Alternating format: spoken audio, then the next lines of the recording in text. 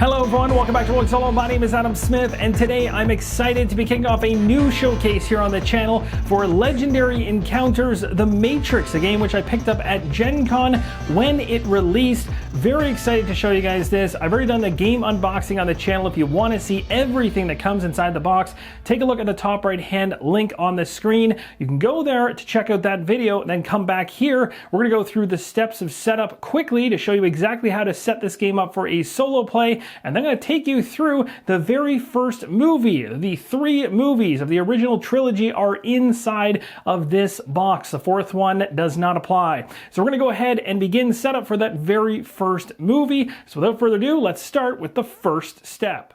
Each player is going to create their own personal deck. It's going to be comprised of 7 unplugged cards, which you can see in the top right, 5 there is no spoon cards on the top left, and at the bottom, a single free your mind card. Each player then goes ahead and finds the avatar they want to play as. In this case, I'm going to go ahead with Neo. In this case, we start as Thomas Anderson. We find that card. This is a double-sided card, so make sure it's on this side to start off in the very first Act 1 that we'll be moving into and setting up. And you've also got your standee here, which I will be taking it off of the base as it'll make it easier to see the artwork and also see where Neo goes as he moves in and out of the Matrix. Now, for the purposes of solo play, if you're interested, you can play multi-handed if you wish in order to play multiple characters and have them all under your control at the same time, or you can go at this true solo, which is what I'm going to be doing here, controlling Neo. I placed my avatar card for Thomas Anderson, making sure it's on Thomas Anderson's side, as I mentioned before, because Neo is on the opposite side. We'll talk more about that later on. This avatar card sits here because I like it on the left-hand side as I get strike cards, which represent damage in most situations. You're going to be putting them underneath your avatar card and trying not to have them equal your health value, which in this case for me is 12.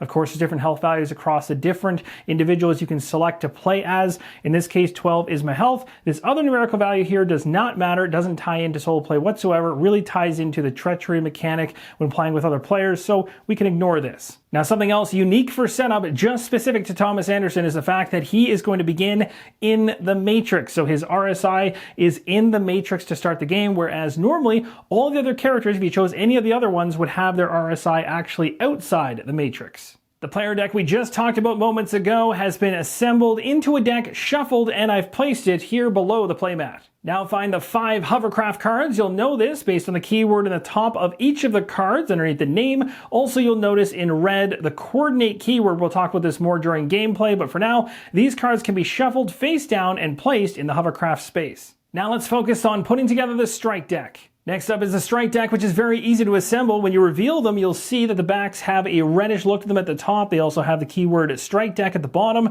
They even say strike up top. So you're going to shuffle all these together and place them in the strikes pile. With that now set up, let's focus on the acts we're playing through. We're going to be playing through Act 1, 2, and 3 of the first movie. When you're finding these cards, the rulebook can be helpful at the very beginning, mentioning how many acts and parts there are for each of the movies. In this case here, we have Act 1, Part 1. Flipping this one over, you'll see Act 1, Part 2. So then we know Act 2, Part 1 begins here, Part 2 is on the other side. Act 3, Part 1 here, Part 2 is on this side, and then Act 3, Part 3 on this side, and there may be something on the opposite end as well. So that will flow you all the way through. So you simply just place these on top of each other, and this is going to make up the act area of your playmat. And here's the area of the playmat where you'll place those cards. So the first objective here is to show Neo what the Matrix is. Next, we're going to focus on building out the Matrix deck, which will sit just above where the strike deck is on screen. Now, assembling the Matrix deck is very easy if you've already gone ahead and organized all your cards behind the dividers, because all you're doing here is finding the acts you're going to be playing through. You take a look at the very bottom of each of the cards. It states here, what is the Matrix Act 1? You're going to find all the cards that have the exact same title at the very bottom. Now, the things you may find, as well as these ones, are going to be ones that have a dash at the end with the word extra, or a dash with inevitable at the end. You do not want those cards as part of these 3 decks initially. Keep those off to the side in the 3 separate act decks. So in other words, you'll have an Act 1 that has inevitable stuff and extras inside of it. You'll have an Act 2 which may have the same, and they're not always going to be consistent, but these are additional cards that might be pulled into play later on. We'll talk about them later on. For now, you're just going after the ones that are blatantly basic for each of the acts. So we have Act 1, Act 2, and Act 3. The game will then instruct you to find an Act 3 inevitable card, which you're you're going to find, based on the cards I told you to put away to the side, you'll find this one called It Is the Sound of Inevitability. This is going to be a card that's going to go at the very bottom of the Matrix deck. That's going to begin the assembly of that deck. From here, it's very simplistic. We're going to go ahead and flip over each of these 3 piles of cards. You're going to shuffle them independently, and then you're going to layer them. You'll have Act 3 going on top of this card right here, but they will be face down. Then Act 2 will go on top of that face down, and Act 1 will be at the very top of that face down. Now, there is one thing that I want to mention that will not impact anything in terms of setup for me because I'm playing true solo, but if you are a solo player and you're playing with more than one character under your control, or you're playing multiplayer, so 2 players or more, there is an additional step of setup in the rulebook you're not going to want to miss. It has to do with part of the system cards. It's found on page 6. There is a chart which will tell you how many part of the system cards to place into each of those act decks that you saw me use in order to assemble the Matrix deck. There'll be additional cards that are added in per the number of players or per the number of characters you're controlling. For me, just playing solo, I don't have to worry about any of this. At this point, I'm going to visually show you the additional cards for each of the acts that we're going through in that Matrix deck that are not part of it. So you can see here for Act number 1, it still states at the bottom, what is the Matrix, Act 1, but it has the dash extra term here. So those cards all sit in a deck here, as well as if you happen to have any inevitable cards or any other keyword cards, they're going to sit in this deck out of play for the moment, but might be pulled in as you go through the experience. We have Act 2 right here and their extra cards, and then Act 3 and their extra cards. Again, all of them out of play. Now we're going to build out our Zion deck, and that's comprised of a number of hero groups. And for your very first game, the rulebook instructs you to use Morpheus, Trinity, Tank, and the Nebuchadnezzar crew in terms of the hero groups. So those 4 hero groups will all make up this Zion deck. Easy to tell which cards belong in this deck. I've already shuffled them together. I'll be reshuffling them when I place the deck here in a second, but you can see Morpheus here mentioned underneath of the title. You have Trinity underneath this one, and as you go through them, you're going to see the different Nebuchadnezzar crew here, and there's Tank, for instance. Those are the only 4 types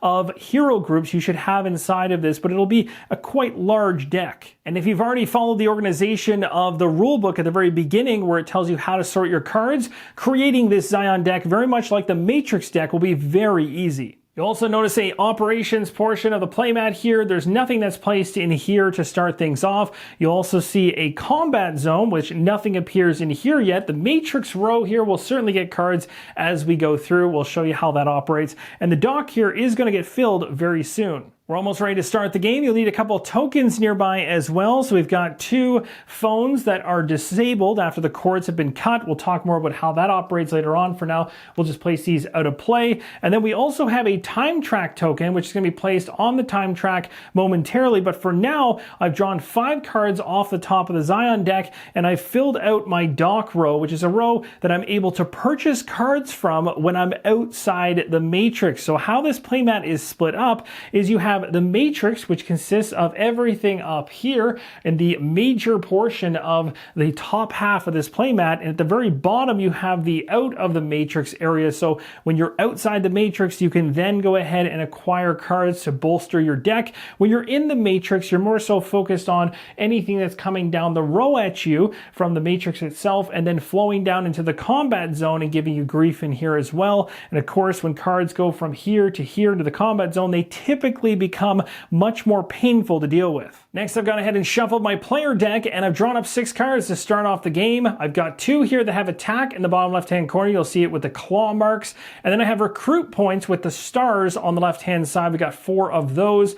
Those are unplugged cards, and the one on the right here is There Is No Spoon. Again, as we go through the game, this Zion deck is going to be bringing out cards to the dock that I can then use recruit points in order to purchase. So the ones with the star, I'd have 4 in this case, in order to try to purchase things from that row. But again, that row, which is right underneath here, is outside the Matrix, and currently Neo starts inside the Matrix. So I'll talk more about how we have to move in order to make use of that dock row later on. The final thing to do was to place the time marker on the time track in the 10th position, which is done. Let's now talk about win and loss conditions. We'll first focus on the win conditions. Now, the win condition for this one might sound easy, but there's a lot of hoops to jump through. You need to get through the act deck and complete the final objective in order to win the game. But of course, as you know, with multiple acts and many parts within those acts, you're going to have to go through the front and back of each of these cards all the way through the deck, which will take you through a number of challenges, which will get progressively tougher as you move through them. So at a high level, we understand we have to get to the final objective and complete it to win the game. We don't know what kind of hoops we're going to have to jump through to get from the very beginning here in Act 1 to Act 3 in its final part and to the final objective, but we will see quite soon, hopefully, if we can make it that far. Now, the ways in which we can lose this game, there are two. One is the avatar card for Thomas Anderson on this side has a health value of 12. If strike cards are coming out and they're hitting the avatar here, they're going to go underneath this card, and if they ever total up to 12 or more, that is going to result in a loss for us. The other way we can lose the game is if the time track ends up going from the 10 position it's in all the way to 0. That will also net us a wonderful loss. Now, many of you might be wondering what the time track is all about, as that is relatively new for this particular iteration of Legendary Encounters, and that's because with the Matrix here, as I talked about earlier on, we have what's known as being in the Matrix in the top 2/3 of this playmat, the bottom being outside the Matrix. And of course, when we're outside the Matrix, we're just going to take our character here, our RSI, and we're going to move it over to the avatar to denote that we're outside the Matrix at that point. Now, if we ever were to take a strike when we're outside the Matrix, instead of taking physical damage like we would if we were inside the Matrix and somebody hit us with a strike card, we would actually take physical damage. We'd instead, if we're outside the Matrix, we're going to lose 1 time on the time track. So that is where the two differences in terms of the two ways that we can end up losing this game, depending on how we spend our time in and out of the Matrix and when and if we get hit. And without further ado, my friends, let's dive into our very first round of Legendary Encounters, The Matrix. In the bottom right-hand corner of the playmat, we have the turn order, which will take you through the phases at a high level. We have the Matrix phase, action phase, strike phase, and then cleanup phase. We're starting in the Matrix phase. The very first thing we're doing is drawing the top card off the Matrix deck and placing it in the rightmost spot of the Matrix row. The row is right here, and the rightmost spot is right here, which is the rooftops. And you'll see, if we wish to scan this, it's going to cost us 4 fight in order to do so. Scanning is a very handy thing, as it allows you to see things before they actually enter the combat role. I'll talk about this quickly when you can see the other parts of the playmat, but essentially if you scan this in advance, you can flip this card over and take a look at it and hopefully resolve it, or at least get prepared to resolve it in the future. That's going to do it for the Matrix phase right now. You'll see more when the next card comes out in the future. Want to also talk about these phone icons. Now, you have 2 phone icons here in the alleyway and 1 on the subway, and you're able to use these icons without any cost so long as a card isn't sitting on top of them, which is blocking essential use of those. These phones are what you would use when you're in the Matrix and you're trying to get out. If you've seen the movies, running around trying to find a safe spot to get away from the agents in order to get out of the Matrix, so Neo has to be able to touch one of the phone symbols to be able to get out of the Matrix and then place the RSI token on an avatar card getting out of the Matrix, allowing him to then go ahead and take a look at this row down below the dock and basically get things going with his deck. Now, here's where things get sticky. If there are cards coming off the top of the Matrix deck and you are not dealing with them, they're going to begin to start covering over this Matrix row. They're going to start covering over all of these icons, and then the only other phone you'll have available to you is in the combat zone. And the combat zone one is going to cost you some recruitment points to use it. You can use it, but it's going to cost you, and it's going to hurt you from being able to recruit cards once you leave the Matrix. So that is something to know. Now, the other thing is, let's say hypothetically this whole row is full of cards. When the next card comes out the Matrix deck, the one at the very end in the subway is moving down to the combat zone, and that's going to continue to happen until the combat zone could potentially have 3 cards inside of it. And when it gets to that point, it is now completely covered over this phone as well, and there is no way you're leaving the Matrix at that point. Now, moments ago, I mentioned if all 3 of the phone icons are covered over, so this one a single card, and 3 cards in here, then none of these 3 are available, meaning you can't leave the Matrix, as I said, but there are cards you can purchase potentially from the dock row if you have them that will allow you to get out. And in this case, we actually have 2 inside the dock row right now, which is pretty awesome. We have the operator Tank here. This one says once per turn, you may move a player to the real world. So Tank can find you a safe spot to get you out, regardless of the fact if these end up getting covered over. So good to have potentially when things start going haywire. Now, the last thing I want to talk to you about as we go into the next phase, which is the actions phase, is around something free you get to do every single action phase. And that is a free move out of the matrix or into the matrix. Again, only out of the matrix if you can make it happen. Into the matrix, you can always do. So for instance, if I had Neo outside of the matrix and I wanted to just get in, it doesn't matter if there's a phone available, I can always move into the matrix, no issues whatsoever. It's getting out that becomes tough over time. Now, something else I want to mention beyond having that free move in or out of the matrix, and again, I can do that anytime during my turn that I choose, and there's also no restrictions on how many times I go in and out, so long as I follow all the rules about leaving the matrix, and of course going in always being easy. But this is something I want to mention on the avatar card here, is it talks about where Neo is going to land at the end of his turn every turn that we have it on this side of the card. It states on the card, the Matrix has you. You begin the game in the Matrix. As we know, our token is in the Matrix, and with your Free Your Mind card out of play. Now, you'll remember that card from when I was putting together my player deck. I did take it out separately, as I noted in the video, and it's been out of play as well. It's this one right here, and it won't be coming back into play until called upon. The next portion of the card says, at the end of your turn, if you're in the real world, move to the Matrix. So if you have this avatar side of the card face up and you end your turn outside the Matrix, you're going to always move back inside the Matrix every single time because, well, Thomas Anderson is stuck inside of there until he figures things out. Then it says, when Act 2 begins, move to the real world, put your Free Your Mind on the top of your deck and turn this card over. And we'll see this when we get there. So now that we've gone ahead and fully read our avatar card, you now understand why Free Your Mind is out of play. It will be coming back into play at a certain point as it denoted on the card, but for now, we don't have to worry about it. Looking at the play area right now, we still have that scan for fight card up here, but I don't have enough fight to pull that off, so not a good idea. Only currently have 2 fight in hand with these 2 cards in the bottom left-hand corner, so that's not going to be enough. Those cards will end up likely in the discard pile because there's not enough to actually fight currently. So in terms of recruitment points, though, I have 4, and that gives me options, and I want to talk about what those options are. So the first thing is I could use, as I mentioned before, the free move to move out of the Matrix because I can use any phone here, and I don't have to pay anything, so I can pick each one of them and move myself out of the Matrix, which I'm going to do in order to come down here to this row and look to see if there's anything inside of this Zion row that I want to pick up in the dock. And if I have 4 to spend, I can break that 4 up and buy as many cards as I want. So I could buy 2 cards that are worth 2, I could buy 1 card that's worth 4, I could buy 1 card that's worth 3, and the other point of recruitment just goes in the garbage. Or I can actually take a look at what's called a hovercraft deck. To the left of the dock area, we have the hovercraft deck, and if you pay 3 recruitment points, you can take the top card off the deck, flip it face up, and that's what you gain. And any cards that you gain, whether it comes from a dock, when you spend the appropriate amount of recruitment points in the bottom right-hand corner, or if you pay 3 to take the top of the hovercraft deck, any of those cards gained go into your discard pile of your current player deck. I'm going to go ahead and do it. I spent 3 of my 4 recruitment points to pick up the top card off the hovercraft deck, flipped it over, and we got this one here. So it has a specific set that it comes from, and I'll tell you the names of each of the sets in a moment, but you'll see them across the row here as well. And then down here, it tells you how many recruitment points this will give me in the future when it comes through back into my hand. I can spend it, will give me 2, which is nice.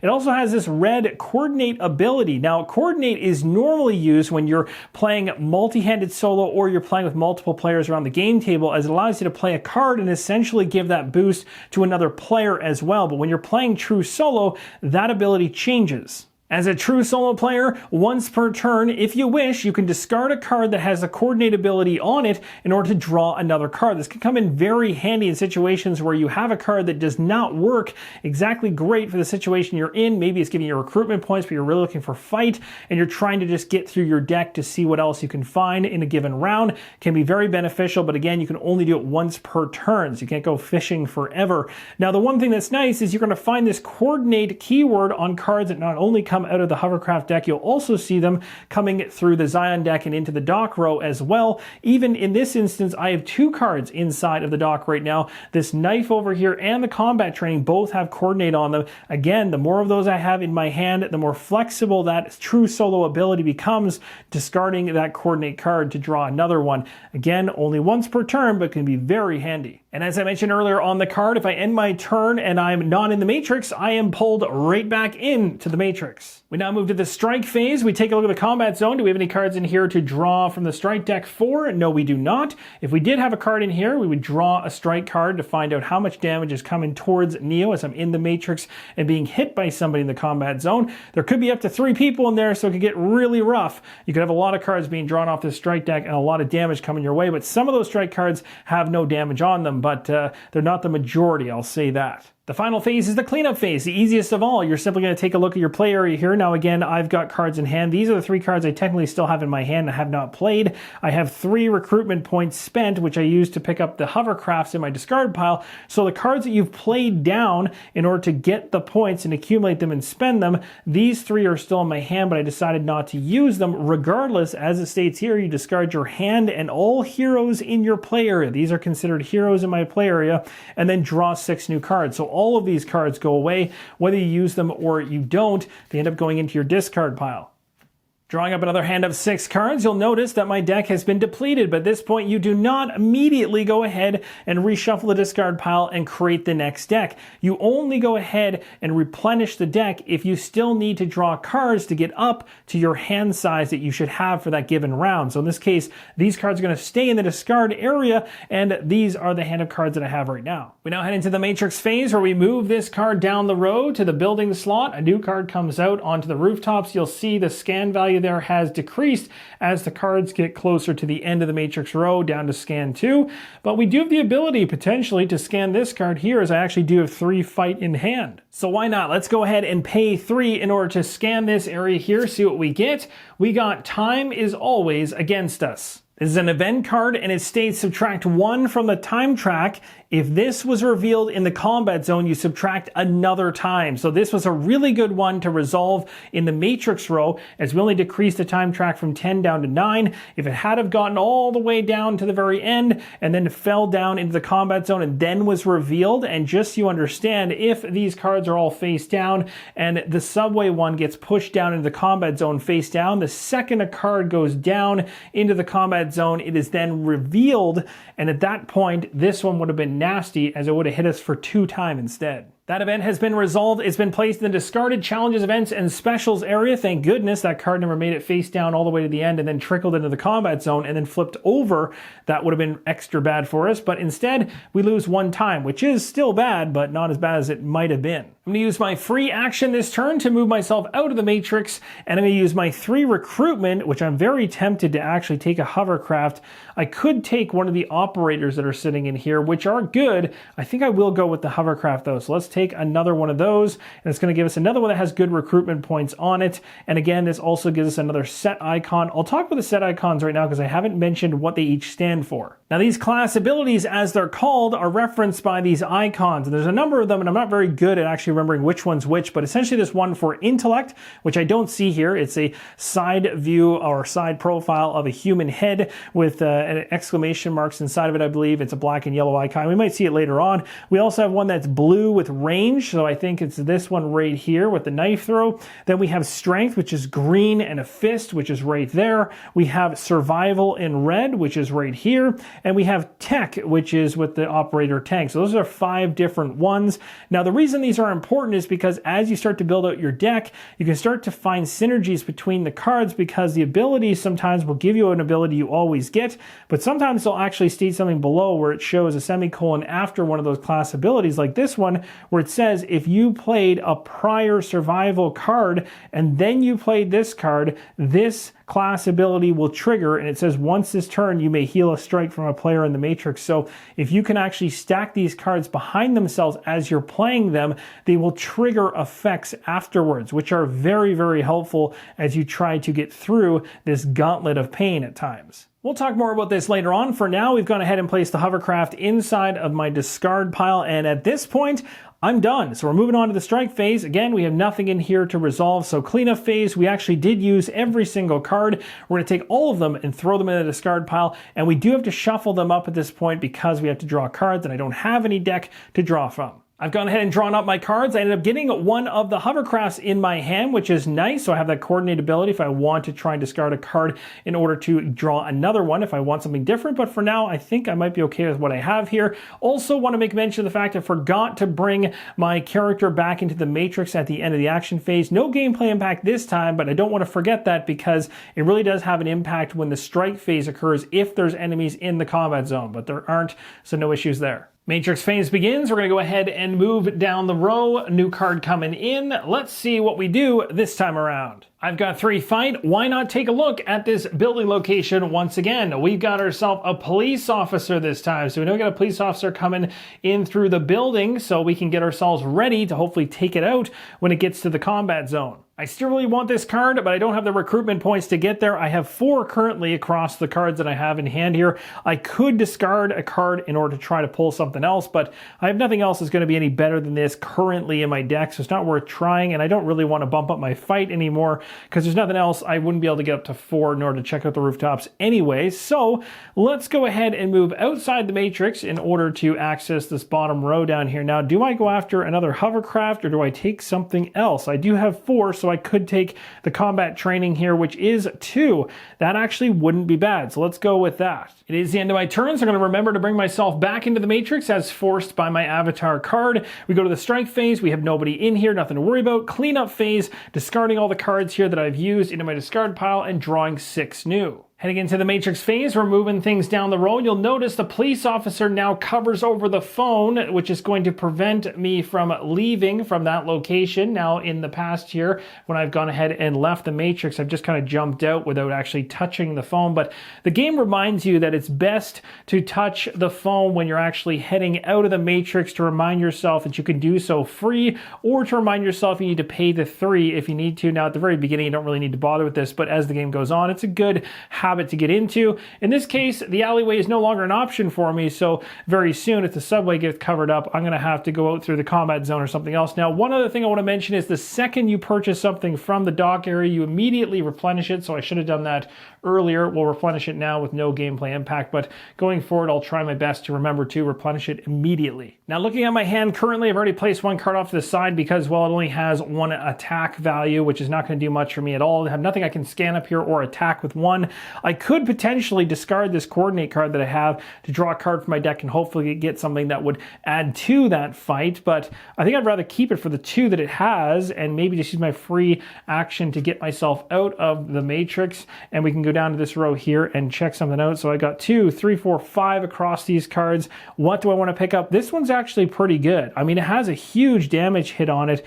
I think I'm going to go with this one. You think that's air you're breathing. Let's take this one. We'll go ahead and place it in our discard pile. We're going to replenish immediately, bringing another Morpheus-based card into the mix. End of the turn comes around. We're going right back into the matrix as we're pulled back in from our avatar, and we have nothing to be hit by in the combat zone, which is nice. Cleanup is going to have us discard all played cards and unplayed cards in the discard pile, and we'll draw 6 up, and I definitely don't have enough to get a full 6. I have 3 right now. We'll have to shuffle the deck and draw up another 3. My deck is replenished. I've drawn 3 additional cards on top of the 3 I had. Flip them over. This is what I have. So I have lots of recruitment points, a nice 5 there. Also got some good combat damage here too as well. Taking a look up top, I started the matrix phase, brought a new card in, moved everything down. It's worth mentioning you can, when in the matrix, attack individuals not just in the combat zone, but also up in the matrix row so long as they are revealed. In other words, you can see them. So I can take out this police officer if I wish, and I certainly have a card that could pull this off. So I'm going to do just that. I'm not going to be able to take advantage of this class ability down below because I don't have another card like it that I'm playing before it, because then if I play this card afterwards, I would also get this in addition.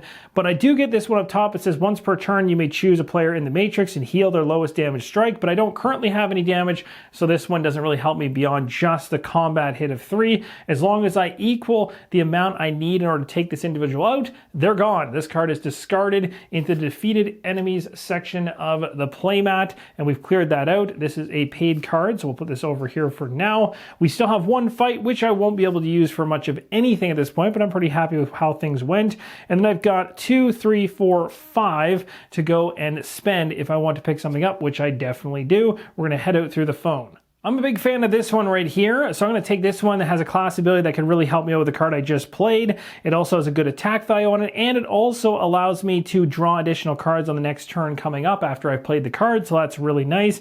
Bolsters your hand, so this is going to go in my discard pile. That is going to cost me a total of 4, which I have more than enough to pay for, so we'll take these right here and play them. And I've only got 1 left over, but I'm not going to use it on top of the attack that I didn't use. That's going to end it. For now, we're coming back into the Matrix as we're pulled back in. The strike is going to occur, but there's nobody in here to strike us. So we're going to clean up. We're going to take all these, throw them in the discard, and draw 6 new cards. Rats. And I forgot again to go ahead and replenish the row, which I'll do. We got the EMP. That's a good one. This one says sacrifice, defeat a machine enemy. Look at the damage this thing doles out with 5, but I need 8 recruitment points to pick it up, so that is going to be very costly.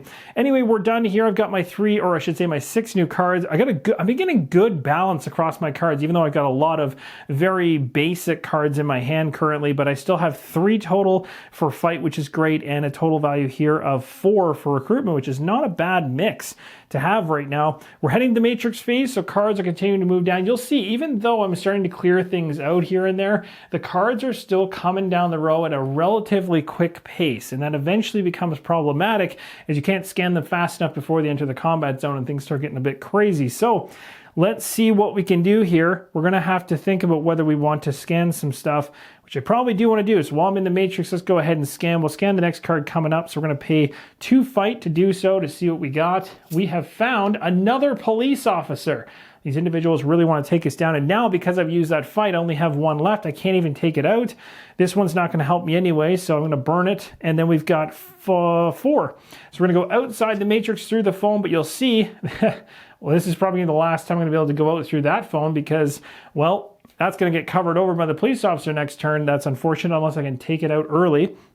I've got 4 to spend here, so looking across the row, do I really want to bump anything else out? This one's not so great for me right now. This could be good. Getting an operator to pull me out could be good because I could get into a serious trouble spot being pulled back in the Matrix without this. So let's take this one for now. I think this is a good one to grab, and we're going to burn the other recruitment point and not use it. I'll replenish right away. Good card to get, although I can't seem to get up to 6 to afford them, but I'm hoping to get there in the future. I'm dragged back inside the Matrix again, and we're going to go ahead with the strike. We have nothing to deal with there. We go to cleanup, so basically everything here is going into the discard pile, drawing 6 cards. Currently have 4 here. We're going to have to shuffle the deck and draw 2 more. Drawing up 2 additional cards to add to the 4 that I have after replenishing my deck here. There is no spoon. Unplug, unplug, unplug. There is no spoon. Wow, talk about a basic hand with 1 here at the end. We have enough fight to take out the police officer, and we have an extra one there. That's nice. Okay, but we're moving the Matrix cards down the row, so now the phones are all covered up. We really need to take out that police officer so we can actually get out and recruit some things. So at this point, let's do it. Let's spend the 2 here and the 1 in order to take this police officer out. This will open up the phone line so that we can then go ahead and get out. In order to purchase something, we really need to start dealing with this row, and I'm getting a little bit stressed. We got 1, 2, 3. Let's go ahead and we could recruit another operator tank, seeing as we could get in situations where we're not going to be able to get out of the Matrix easily, and that actually might be really handy to be able to do so. Could also go after a hovercraft, which would be nice. Let's go for the operator. Let's just keep getting the option to get out of here if we need to. So we'll flip that back over. We got a different, wow, that's a huge one. We're heading back inside the Matrix once again, pulled in by our avatar card. And we're gonna go ahead and do a strike, but there's nobody in here, thank goodness. We're cleaning up, we're drawing 6 more cards and heading into the next round. All right, here we go. Let's move on down the Matrix row. We've moved another card into play. All the phone lines that are free are now covered up, but we do have some scan 2s down here that we can check out. We do have 2 combat here, but we're getting into some nasty territories. Let's go ahead and scan this, see what we get. Ooh, we got ourselves a challenge card. The challenge card states, all I'm offering is the truth. It says reveal, put this into the operations area, which we'll do in a second. When this card and how deep the rabbit hole goes have both been completed, we move to Act 1, Part 2. So this is a card we want to see. We also want to see the other one that it's mentioning here in bold. This is going to go to the operations area, and to defeat this challenge, we just need to throw 2 attack towards it. And talk about fortunate timing to get an operations card right there so that this phone line is opened up, which is huge.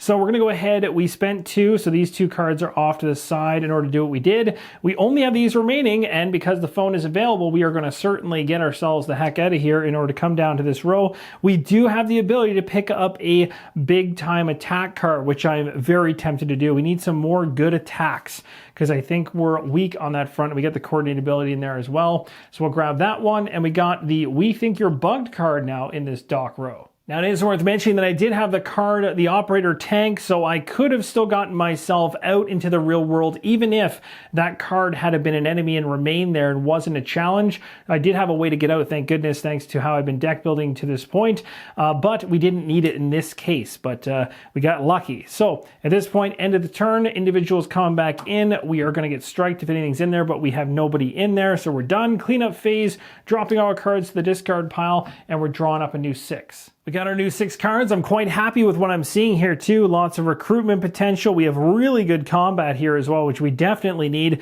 Heading into the Matrix phase, we're rolling things down the Matrix row, filling everything up, blocking everything up, which is wonderful. Let's go ahead now and see what we can do. So I do want to scan. So let's go ahead maybe and use this one here. Now this card states if I play this one, at the end of your turn, if you defeat at least one enemy this turn, draw an extra card when you draw your new hand. So that could be handy to remember.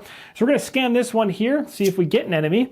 We got ourselves a police officer, which is an enemy. Awesome. And I'm going to go ahead right now, and I'm going to use this 3 right here in order to hit that enemy, knocking it out. That enemy is gone. And the great news is this card here has a trigger class ability at the bottom. Because we played the red one first, it says once this turn, you may heal a strike from a player in the Matrix. So if I actually had a strike against me, I could have healed it. That's pretty cool. But you can see I'm starting to build those synergies.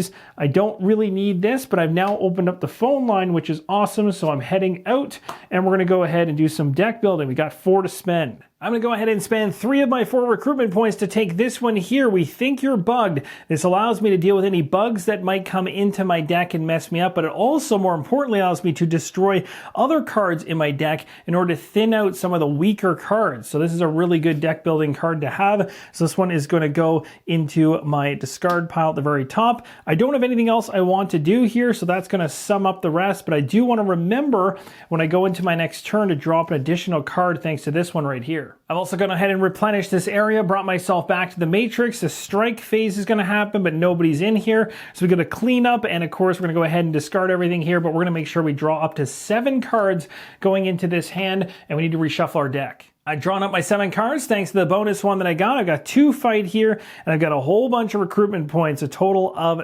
actually 7, which is pretty good, pretty close to what I need to go after this EMP one, which would be huge with 5 damage. That would be crazy. We head into the Matrix phase at this point, so we're moving things down the row. I still have to remember I'm trying to take out this operations thing here, but I also don't really want stuff trickling down from this row into the combat zone. So with just 2 here, I could just deal with this, but then I couldn't get out. But I actually can because I've tanked the operator. So what I'm going to do is I'm going to use this opportunity to go ahead and use these 2 to take care of this operation card here, this challenge. So this one is now done. This one will go to the defeated and challenges special area over there to the right.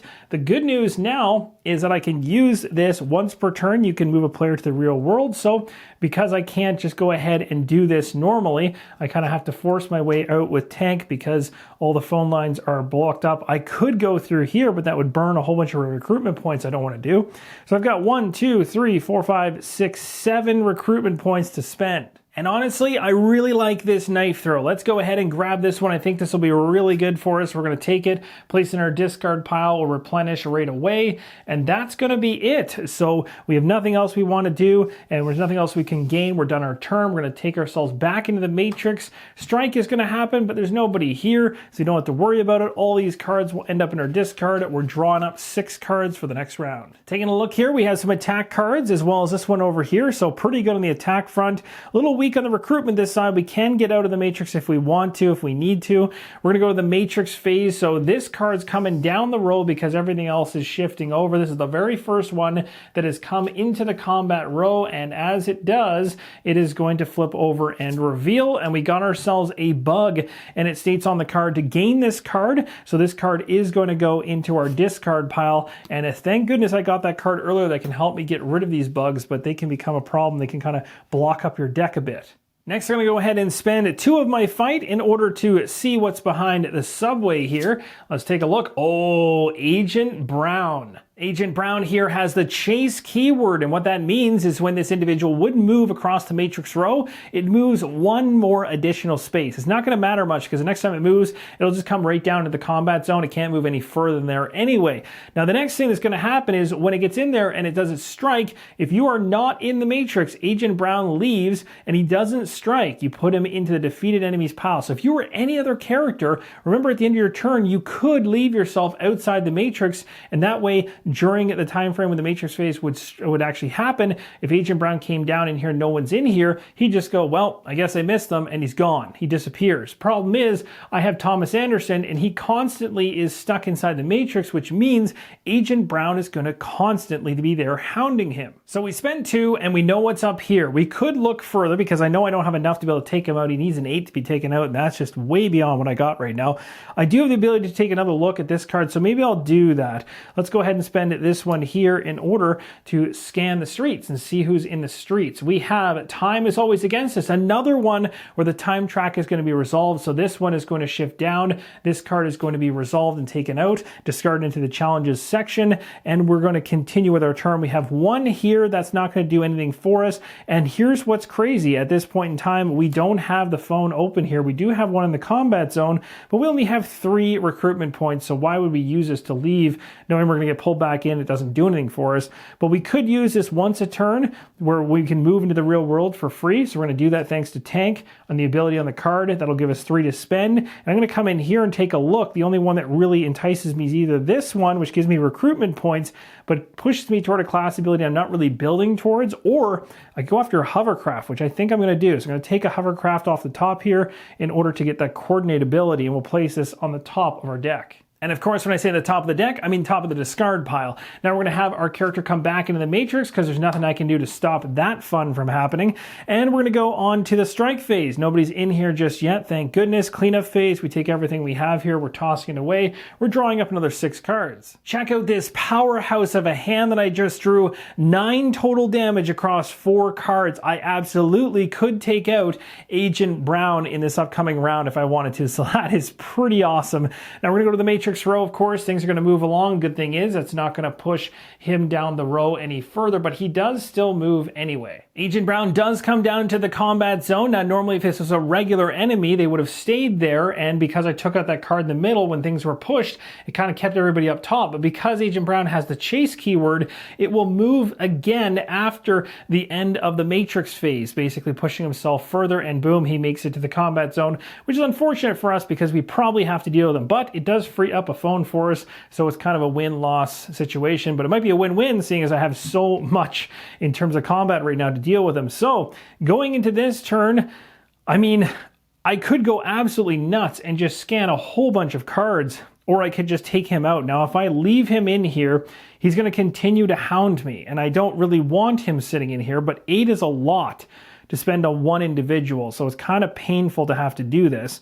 But I think it still is the right thing to do. Now, as I'm putting these cards into play, I'm pausing because I want to actually take advantage of an ability on the cards once I've done this. So I place these ones in. They have to do with healing, so I'm not really taking much advantage towards their abilities at this point.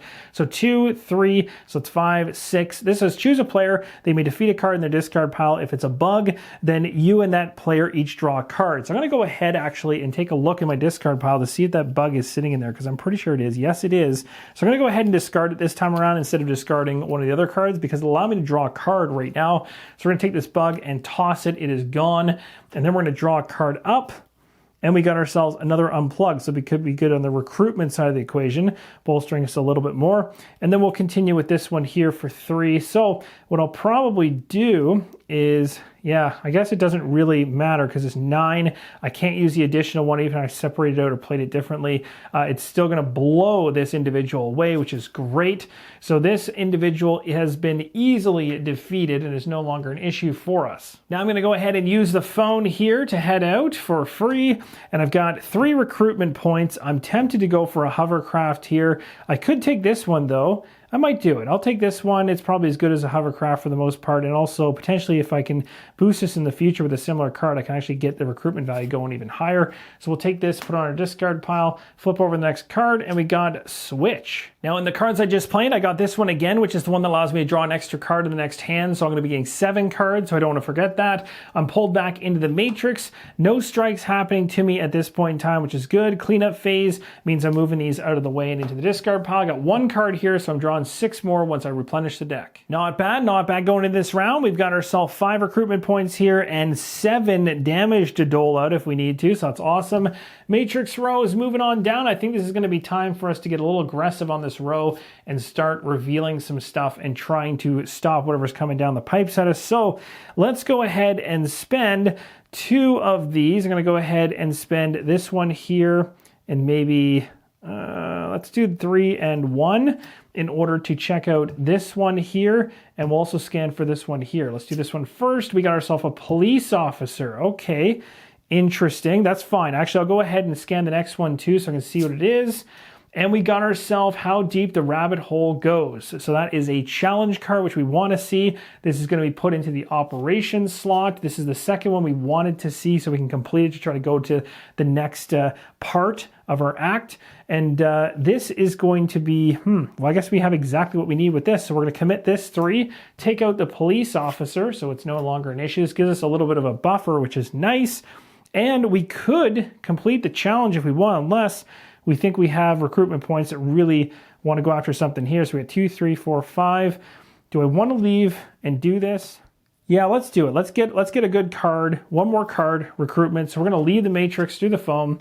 And we're going to take the switch card by paying all the recruitment cards here. This goes in the discard pile. And next turn, now that I've kind of given myself a buffer, I'm going to go after that challenge next. That'll push us into the next act. That's going to end my turn here. So strike phase coming along. Or I should say, we're getting pulled back in the matrix. Nobody here to attack us, which is good. And we're going to go ahead and clean up. So everything's going to our discard pile. We're drawing up 6 cards. We want to go ahead and replenish the row as well. I forgot to do that. Ooh, that's a good card. Holy 8. We got 2 8s in here now that we could try to push towards. These are some strong cards. We got ourselves a lot of recruitment points, up to 6 here, which is not bad. Coordinate ability on one of them if we want to discard it in order to try it for something else. We have the once per turn to get us out, but we do have the phone line opened up. This one here can help us deplete things in our deck or get rid of bugs, and this one can help us with health, but we are like healing, but we don't need it at the moment, which is good. So that's going to do it. We're going to go ahead to the matrix row and move things down. Let's see what's coming into the next pile. We want to go ahead and probably do some scanning. I have 3 and a 1. Let's scan the back one. Let's be a little bit wild. We're going to use 4 and 1. I'm going to scan the one furthest away. See what we get. Oh, we got one here. This one says, matrix row, at the end of your action phase, turn this card face down. It needs 3 to be taken out. Okay, so this is a training enemy. We don't really know what that one's all about just yet. But we're going to find out because we're going to push ourselves through this challenge and get us. This is an Act 2 card, so we're starting to get from Act 1 into Act 2. So we want to start pushing our way through the challenges here, which is fine. So we've revealed this. This will flip over, though. So that's that. The other thing to note here is we get to choose a player and we can defeat a card. So I'm going to take a look through my hand, or my discarded pile, I should say. I don't think I have a bug in here, so I'm just going to defeat something that's really weak. That's kind of gumming up my hand. I'll take out one of these unplugged cards. We're going to defeat it. We've got this recruitment here. We'll take ourselves out of the matrix through the phone. We've got 2, 2, 3, 4, so we have 6. You know what? Let's go for this. I like it. We're going to take this one. We're going to recruit that. Oh, we got the bug one again. I love that card. Okay, so these ones have been spent. Oh, shoot. Actually, I was gonna complete the challenge, and I got a little bit greedy there. I guess I've already revealed the cards. I'm going to be stuck with what I've done. I'm going to have to deal with that next turn. I probably should have done that this turn. For now, that's going to do it. And we're going to come back in the matrix. We have no strike happening to us. Cleaning up wise, I'm just going to take a look at my cards to see there's nothing that's triggering that I'm gaining anything from. Nope. These cards are going back in. We're drawing a fresh 6. I've gone ahead and drawn out my cards for the next round, and I've also flipped over the card that was here. It was the lady in the red dress. I should have flipped that back over at the end of the action phase in the last round, but I went through the strike phase and cleanup phase extremely fast. So just basically flipping that one back over. We've got our cards. We got lots of recruitment points here, which is nice. We have a couple things for the attack side of the equation. Matrix phase is happening now, so we're moving these ones down the row. We are going to have to focus on getting this challenge done here, which I want to do. So going into my turn right now, I just need 2 recruitment points. I have to be in the matrix in order to do this, so I'm going to go ahead and do it right now. We use this Nebuchadnezzar right now. We'll play that in order to complete this. Now, here's the thing. Do I want to do this right now? You want to kind of pick the right time to do this because there might be something else you want to do. So this is a really important thing to remember. The second you complete this and you move on to the next part, then everything kind of ends. You skip all the way to the cleanup phase. So you really want to pick the timing of this to be really, really advantageous for yourself. So I do still have fight here that I could use to scan something else. I know that this is the lady in the red dress, and I need a 3 once I reveal her. So not only do I have to scan for 3, but I have to use 3 to take her down. So I might want to use 3 here and maybe scan for something else. See somebody else and what they're up to. So I scan this one. It says, if this enemy is in the matrix row, draw a strike. That is not good. So I found somebody that I don't want to see in here. So that is going to be a painful thing. Yeah, let me just read this again. So reveal, this enemy is in the matrix row, draw a strike. If in the matrix row, at the end of your action phase, you turn the card back down again. Okay, fun stuff. So I've just go ahead and take a strike card here. So this individual has hit me for 2 damage. So we're going to place that 2 damage over here. This is the first 2 damage I've received on my avatar. I've got 12, so 10 right now. Going to maybe have to focus on some healing to get rid of that. Now I need to think about what I want to do next. I probably want to deal with this. So we're going to go ahead and we're going to resolve it, I think, at this point. I'm not going to bother going out of the matrix and buying anything. I'm just going to call her quits. So we're going to spend the 2 to commit to complete this when this and all I'm offering, which is the truth, have both been completed. Begin Act 1, Part 2. So we take a look at the act deck and we've completed this objective to show Neil what the matrix is. We now flip this over to the opposite side. This is part 2 and it states, objective, while in the real world, if you gain a hovercraft or have one in your play area, including a coordinated one, you may free Neo from the matrix. Shuffle the 14 Neo Hero extra cards and the heroes in the dock into Zion and then begin Act 2, Part 1. So this one will be a little bit simpler of an objective, I think, to be able to complete to progress onwards. And just to close the loop on the avatar condition here, this does not trigger at this point. It only begins to change when we hit Act 2, so we're still being pulled back into the matrix every single turn. At this point, I'm going to remind you of something that is very important in terms of gameplay. Whenever you complete a part and move to the next part, or if you complete an entire act and are moving from one act to the other, regardless, when you complete something in that way, act or part, you are going to move from your action phase right to the cleanup phase. In other words, your turn immediately ends in the action phase. You don't get to do anything else. The strike phase doesn't even happen, and you go right to the cleanup phase. So as our turn immediately ended inside the action phase, we moved to cleanup. We've gone ahead and drawn up another 6 cards, haven't revealed them yet, but also want to mention the agent that was there at the end of the action phase, because it immediately ended, flips back over. So now we've got an agent in there and a lady in a red dress coming down the pipes at us in the future. We flip over our cards, and we do not have a hovercraft in our hand at this time around. But what we do have is friends coming to visit us, because as the matrix row moves down the bench, we are going to be shoving a card into the combat row, which is going to be fun.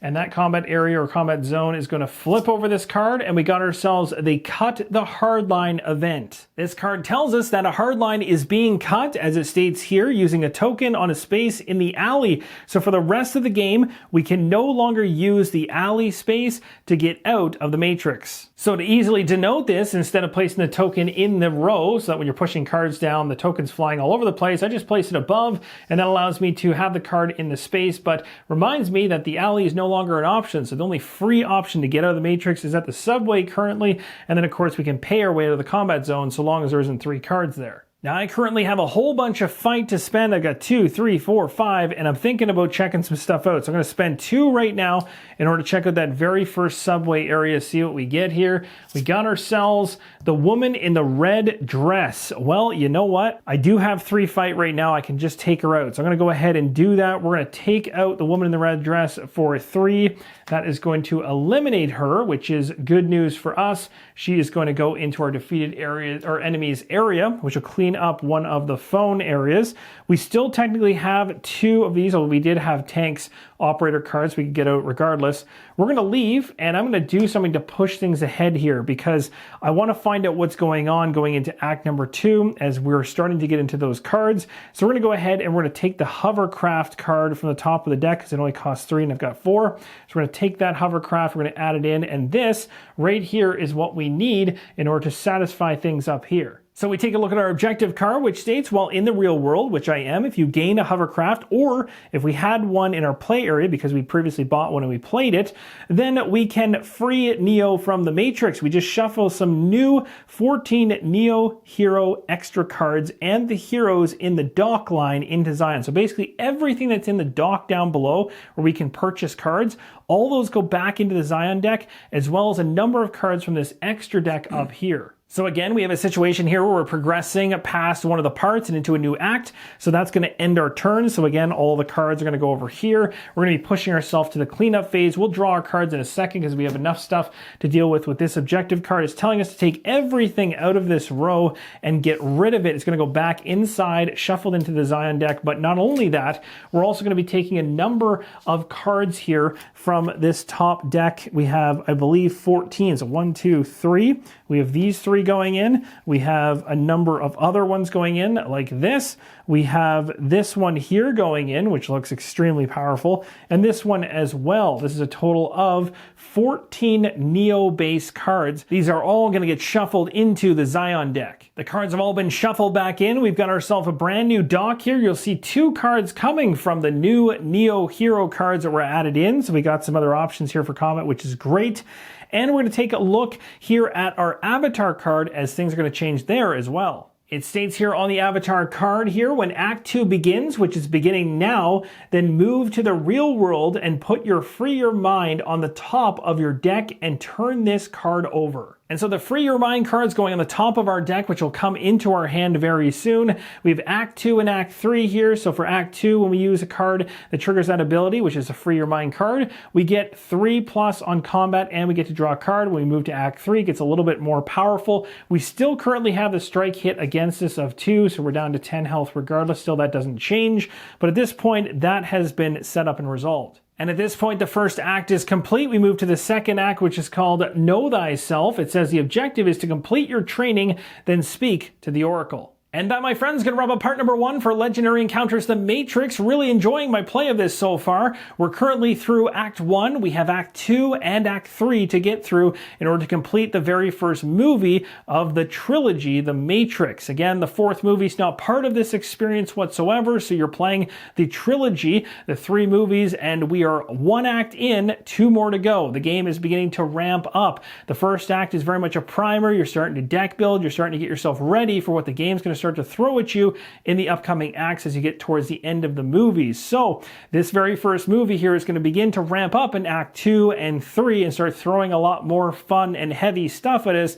We'll see whether I can fend it all off with Neo. Now, let me know in the comments below, are you picking this one up? Are you trying to determine whether it's for you based on this gameplay? What do you think so far? And there's probably some of you that are already playing this one out there as well, so that's great. I would love to hear from everybody around this particular one as I'm having a lot of fun with it. And also, if you're not part of the Discord community or Facebook group, we have both of those are constantly ongoing with conversations. The links to both of them are at the top of the pinned comment. They're also in the video description as well. We'd love to have you in either space or both spaces, really. Thank you guys so much for watching, and as always, keep on rolling solo.